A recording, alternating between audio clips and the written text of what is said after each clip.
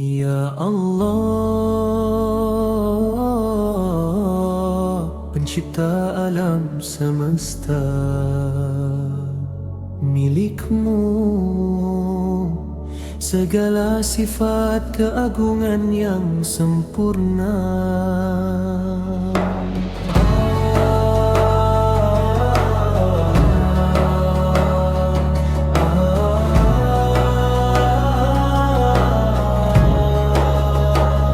Wujud kidam, ada dirimu tanpa permulaan.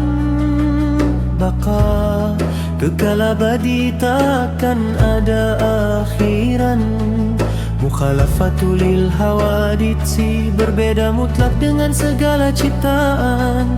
Qiyamuhu binafsihi, berdiri sendiri tanpa butuh bantuan. Wahdaniyah, Maha Esa Engkau, tiada sekutu. Kudrat, kuasamu mutlak di setiap waktu. Iradat, segala kehendak pastikan terjadi. Ilmun hayat, Maha mengetahui hidup abadi. Dialah Allah yang Maha Esa, Maha melihat, Maha kuasa.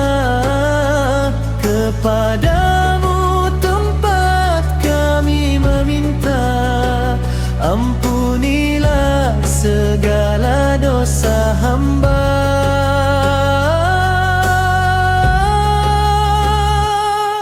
Sama mendengar bisikan di dalam dada Bashar, melihat semua yang tampak dan tiada kalam. Berfirman indah tanpa suara dan kata, qadiran muridan, Zat Maha Kuasa penentu semesta. Aliman, Maha mengetahui segala rahasia.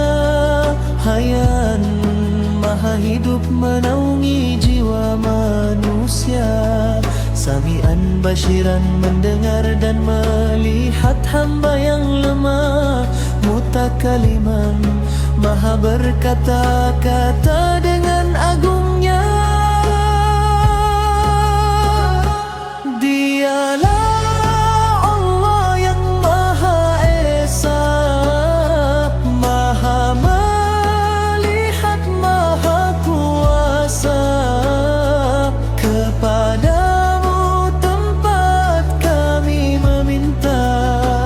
ampunilah segala dosa hamba.